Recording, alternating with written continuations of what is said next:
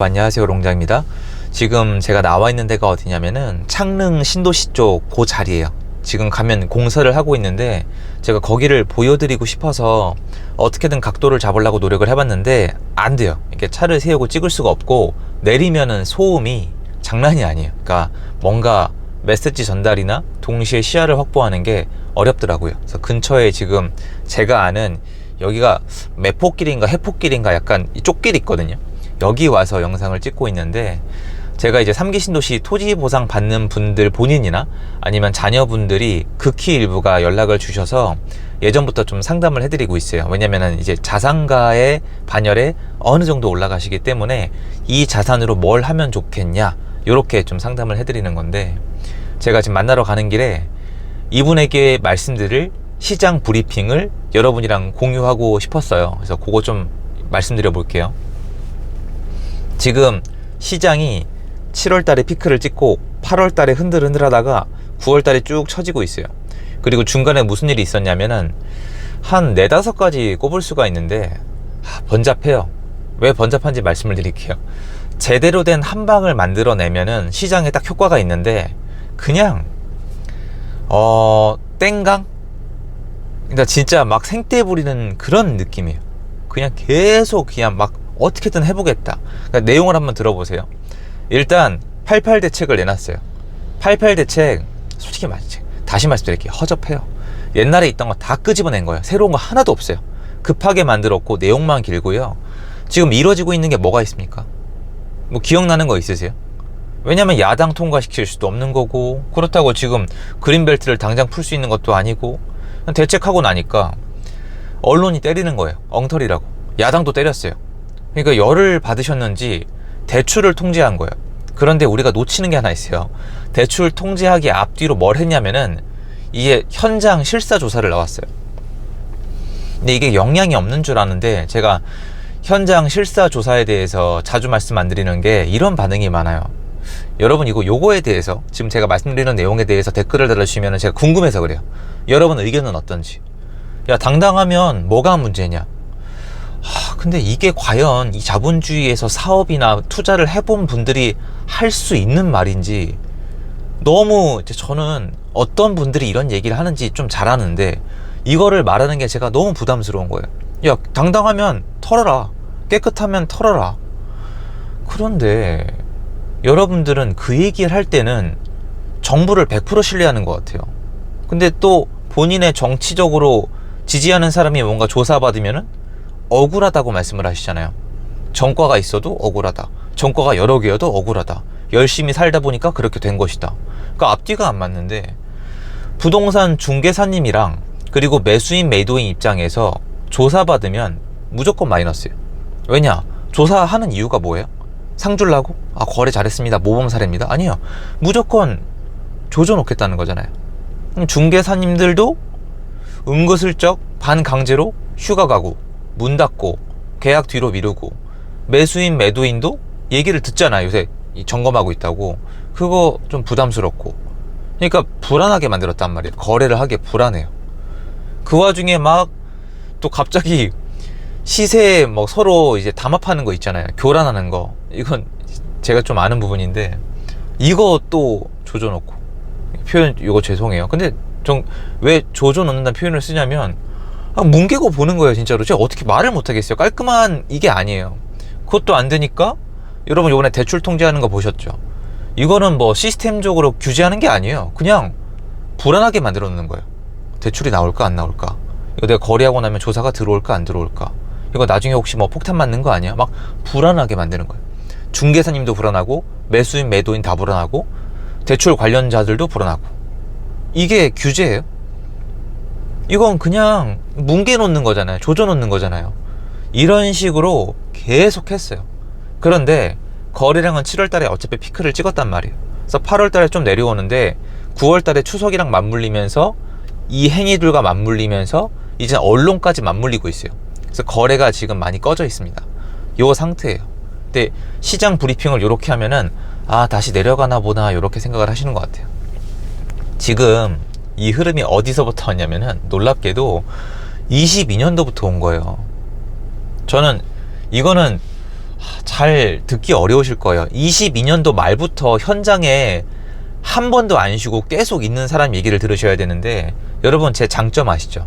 저희 어머니가 저에게 준 선물, 저는 매일 합니다. 매일매일 합니다. 하루도 안 쉬고 합니다. 이게 제 장점이에요.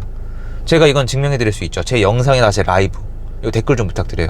제가 쉽니까? 제가 쉬어요? 전 쉬지 않아요. 전 멈추지 않아요.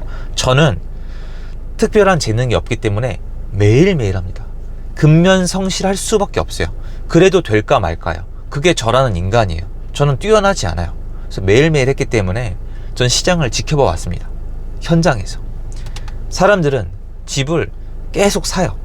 계속 사는데 계속 못 사게 하거나 무섭게 만들거나 뒤로 미룬 거예요. 22년도 말부터 사람들은 잠시를 중심으로 집을 샀어요. 그게 시장 데이터에 나와 있어요. 23, 24 계속 사람들은 서서히 들어왔지만 시장은 계속 눌렸습니다. 이번에도 마찬가지예요. 좀 사다가 눌린 거예요.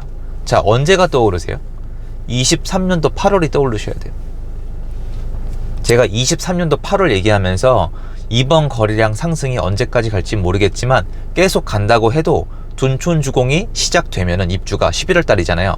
거래량은 눌린다. 다만 둔촌주공 입주 시기에 분위기가 어디까지 와 있냐에 따라서 시세 변동에 큰 영향을 줄 것이다. 분위기가 좋은 상태에서 입주하게 되면은 시세 하락이 별로 없거나 오히려 좀 오를 것이고, 분위기가 되게 안 좋은 상태에서 입주가 시작되면은 하락에 대한 압박이 더 심해질 것이다.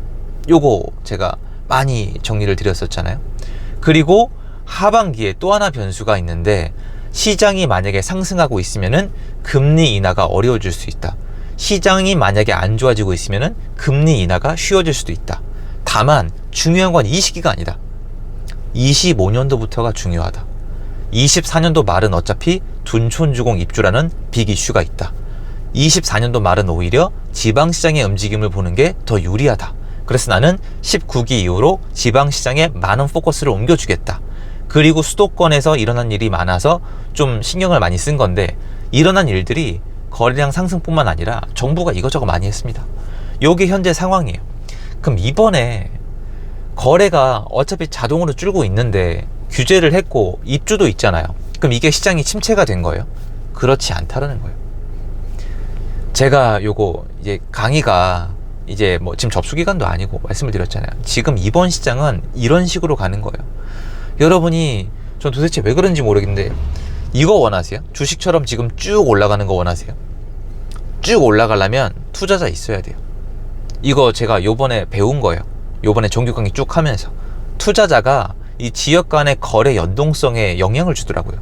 이어가는 거예요. 이거죠. 옆 동네가 올랐어? 그러니까 동대문구가 올랐어? 성북구 싸네. 이게 실수요자들은 느리거나 아니에요. 동대문을 사고 싶은데 성북구를 살 수밖에 없는 상황이 돼야 돼요. 근데 투자자는 동대문을 보고 왔는데 성북구가 싸면은 성북구 싸네, 요러고 산단 말이에요.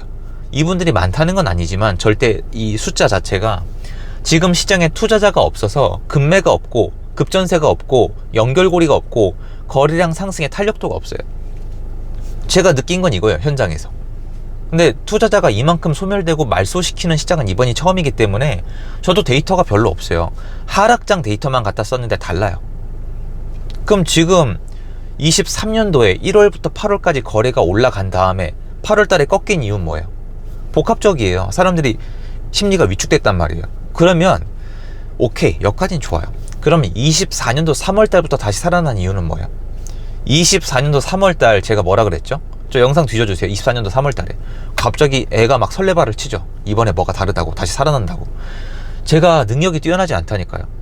제가 24년도 3월 달에 호들갑을 떨 수 있었던 이유는요, 23년도 상반기 시장을 기억하기 때문이에요. 23년도 1월인가 2월 달에 시장이 변하기 시작했거든요. 거래량이 좀 늘어날 때 그 느낌을 알고 있으니까 3월 달에 현장에서 데이터랑 언론에서 단 한마디도 안 나왔을 때 이거 뭔가 다르다, 여러분 나중에 결국 데이터랑 언론에서 볼 것이다. 근데 또 이렇게 오해하시잖아요. 야, 너 사실 알고 보면 24년도 1월달 2월달에도 설레발 친 거 아니에요? 아닙니다. 이거 만약에 틀리면 저희 이 시청자분들도, 꾸준히 함께 해주신 분들도 댓글 플리즈. 아니에요. 3월달에 제대로 호들갑 떨었고 5월달부터 관심을 가지셨잖아요. 그러면 23년도도 그랬죠? 24년도도 이렇죠. 25년도는요. 수요 다시 들어오면은 이 패턴이에요. 이제 맞잖아요. 계속 못 간다니까요. 근데 지금 시장이 하락을 합니까? 아니라니까요. 약간 하락할 수 있어요. 그리고 제가 진짜 핑계가 아니라 데이터 놓고 말씀드리는 거예요. 둔촌주공 입주 기간에는 하락하는 게 정상이에요. 근데 안 그럴 것 같아서 그래요. 지금 헬리오시티 입주장이랑 완전 달라요. 지금 둔촌주공 인근에 도시면 부동산이 진짜 넘치거든요. 경쟁이 되게 심해요. 둔촌주공 부동산들이 요새 가시면은 엄청 친절하세요. 경쟁이 너무 심하니까. 거래는 많을 가능성이 많은 시즌인데 경쟁자는 많으니까 무한 경쟁이거든요. 그럼 물어보세요. 정부가 나와가지고 조사하는 거, 전수조사, 이게 얼마나 부담스러웠는지. 그리고 나가보시면 요즘 다시 손님들 나와요. 이게 거래로 이어질지는 봐야 돼요. 제가 잠시 렐스 나가서 11월 달에 추천을 드렸지만 제가 라이브 때 얘기를 꺼낸 거는 22년도 10월이에요. 10월 달에 뭐라고 말씀드렸냐면은 요것도 댓글 좀 달아주시면, 제가 왜냐면 자꾸 아니라고 하시니까 그렇게 안 해요 방송.